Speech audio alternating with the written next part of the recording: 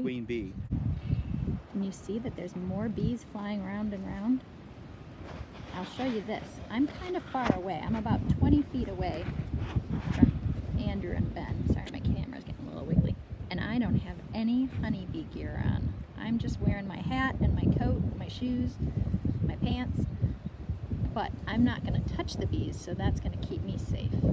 Now they're going to take that whole box full of bees. They're going to open it up, and they're going to shake the bees into the hive.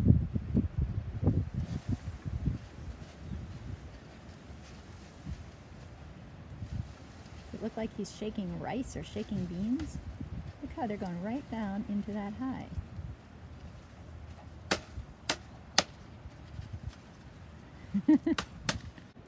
This is the sugar water, and you can see that they're feeding off the bottom of it. They're at the little teeny holes that are popped in the bottom, just sucking a little bit of sugar water out, and then they're eating that or feeding it to the queen, whatever they need to do. Sugar water. We're just going to set the feeder on top of a couple of little pieces of wood so that they can get to the bottom of it, and they can get to the holes to feed the next couple of days. And then we just take an empty so that there's nothing in it and set it on top. Okay, here we go. Here comes colony number 2. A bee family is called a colony. So here comes the queen. They're covering up the other ones. Now they got to uncork the queen again. Remember, they've got to let the queen out. So they're pulling the little cork out of the bottom. They're checking out their queen to make sure she's in good shape, because a hive with no queen will not survive. Remember how she can lay 1,000 eggs every day? That's 1,000 new babies every day.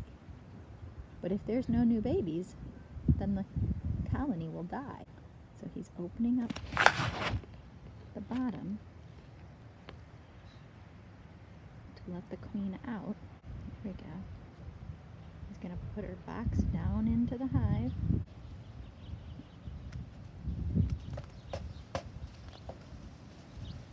You see them pouring out.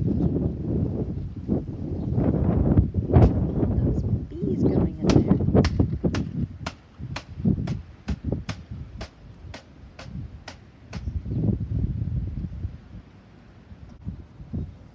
Now Ben's waiting just until they go down a little bit so he doesn't squish them when he puts the next box on top.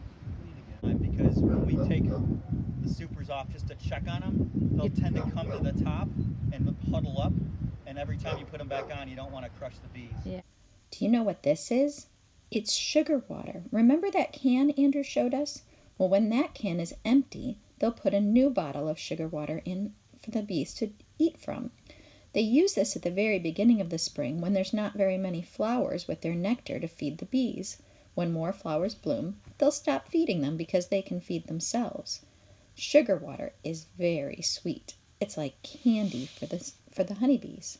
There you go. They've got their sugar water. Put the empty box on top. And then put the cover on. Now you'll see on the other box that Ben put a couple bricks on top. That's so that the strong wind doesn't blow the lid off. We don't want bees to get cold. They like to be nice and warm. Okay, here comes colony number 3. They're taking out the sugar water. Getting ready to take the queen out.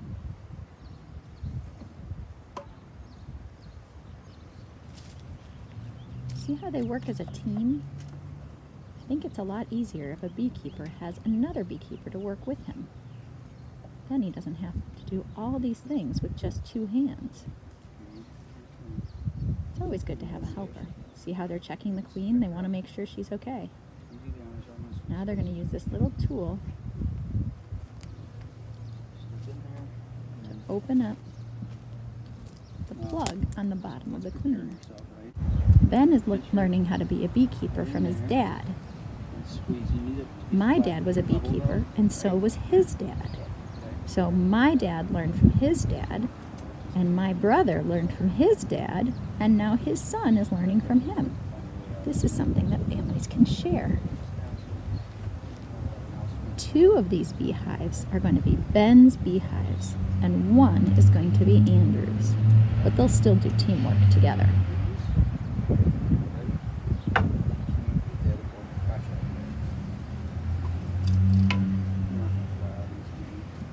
Maybe tap it down on this. That's probably the best thing to do. Really hit it hard to knock them out. What do you think? Has Ben doing a good job? Getting all those bees out. Can you hear them buzzing around me? I hear them bzz, bzz, bzz. But don't worry, I'm not afraid of bees. I've been around bees since I was a baby. Like I said, my dad used to be a beekeeper too.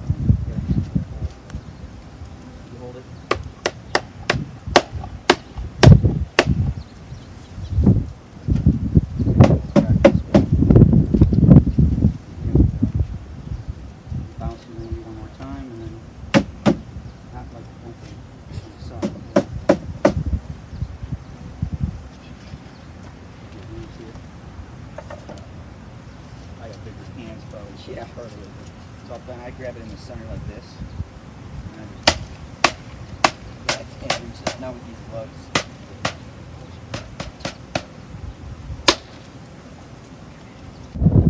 There we go.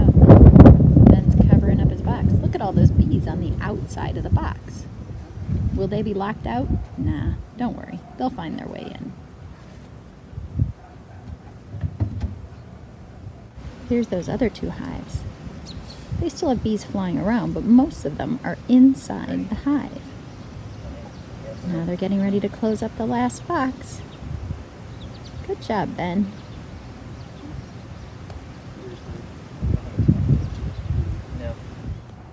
Did you learn anything new this year? Usually I step back and let my dad do most of this, but this year I was actually big enough to help. I'm going to take some video of the bees climbing all over you. Look how this gear protects Ben. There's bees on his head, there's bees on his back, there's bees all the way down, even on his legs. But have you been stung at all? Nope. He's nice and protected inside his gear. What's that? Andrew, did you get stung at all this year? Nope. Good job. Most of the time when we put the bees in for the first start of the year, they're not very aggressive because they're really focused on the queen and getting her settled in. So they're pretty gentle at this time of the year. It's probably the most gentle they're going to be throughout the year. They've been huddled around the queen for a few days while they've been traveling, and so their focus is all on protecting and feeding and taking care of the queen at that point. But if we're lucky, a hive like these here, we'll eventually have them stacked about this tall with boxes for them to put honey in. The bottom 2 are almost always kept by the queen to lay new eggs, and that's why those are a little deeper boxes, is to give them more room to lay more eggs, to keep producing new worker bees and drone bees, so that they can keep a production of workers going all the time, because they die within a certain amount of time and you need to replace the workers, and so it's a constant regeneration by the queen of new worker bees. So the bottom 2 supers will be for brood, which is the larva that they grow their bees in, or that they produce bees with. And then the boxes above that will be mostly honey. As far as how much honey, we can get about 75 pounds to a hive, maybe 100 pounds if we're lucky. If you get really lucky, it's maybe 120 pounds. Landed on my hand. I looked at that and I thought, what is that? My brother Andrew told me that a bee just pooped on me. We're standing outside by the beehives and a bee flew by and it just pooped on my hand. Did you know that's what bee poop looks like? I didn't know that. Learn something new every day, friends. Andrew and Ben are all done with their beekeeping today. We hope you enjoyed learning about honeybees. Take a look at the barn where the honeybees live. Isn't that beautiful? What did you learn about honeybees? Send me your questions.